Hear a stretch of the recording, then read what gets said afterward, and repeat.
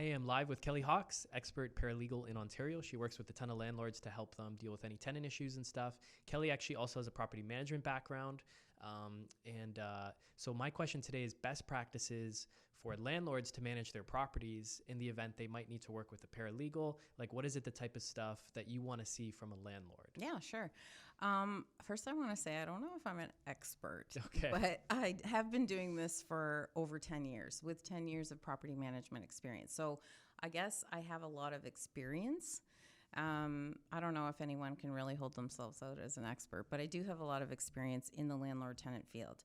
So what you wanted to know was what the best thing is for a landlord to prepare themselves or to best manage their properties. Yes. Okay.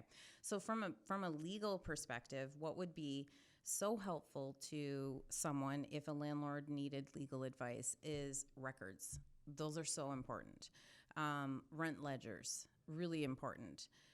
Maintenance records. So request and completion. Inspections. For sure, and reports and photos, because I think that when people come to me with different situations, for example, damage to a property, if I have photos of what the property looked like before they moved in, then I can do an easy comparison. And it's not only easier for me, it's easier for an adjudicator who's making a decision to see the contrast. Yeah. Right? And the same for non-payment of rent. If you have a rent ledger, it's very easy for everyone to see where things went wrong. Could that just be a bank statement? Like if a landlord has a bank set up for each property, a bank account for each property?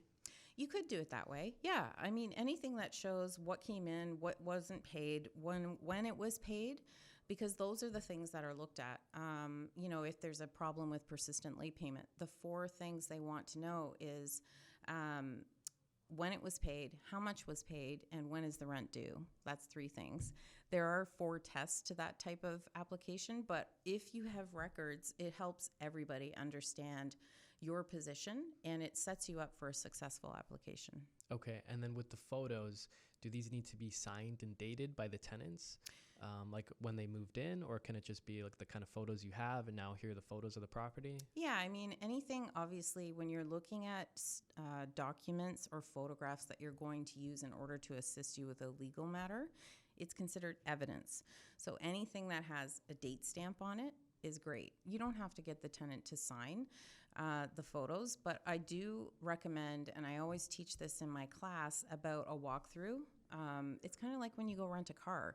You don't just hop in. You walk around and see if there's any scratches and dents, right? Because you don't want to be held responsible for something that someone else did. And that's kind of what you do when a new tenant moves in. Okay. You can have an inspection report that everyone signs initially, because then it's like, this is the foundation, this is what you got, and try to keep it in as close to the same condition while you're living there. Okay, and then how often do you recommend ongoing property inspections after the move-in date?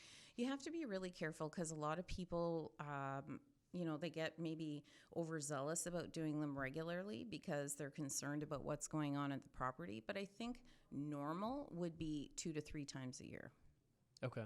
Yeah, some people do it when it's seasonal. They're changing the filter of the furnace before winter, and then maybe they check again after the spring or the beginning of the summer, and then they're checking it in the fall. Maybe they want to cover the outside air conditioner and just make sure everything's, okay. Yeah, I always found a good time was, fall, right before winter to do all that seasonal stuff, and then spring. Yeah, and that's great. And then if you're doing that, then you're at least getting an idea of the progression of maybe even standard wear and tear, right? Because things do happen, but you can also address items that are beyond regular wear and tear quickly so that you're mitigating your losses in the end. Yeah, you kind of nip it in the bud before it gets worse. Yeah. Okay, and then maintenance records. Just like a written request from the tenants instead of maybe a text message, so you can have the request and then have them sign off that the maintenance has been done afterwards. Does that count? Yeah, so I mean, for the individual landlords, a lot of them deal with their tenants through text message, and Yeah. it is in writing. However, it's not the best form. It is some form of documentation. But oftentimes people, like, and I talk about this too, where you can put together like a package where it actually has like your policy with respect to maintenance issues. So you have to email me. It has to be in writing. Obviously, there's ones that are urgent that, if you have a water situation or something like that, and maybe you can't follow the policy or a fire or something like that.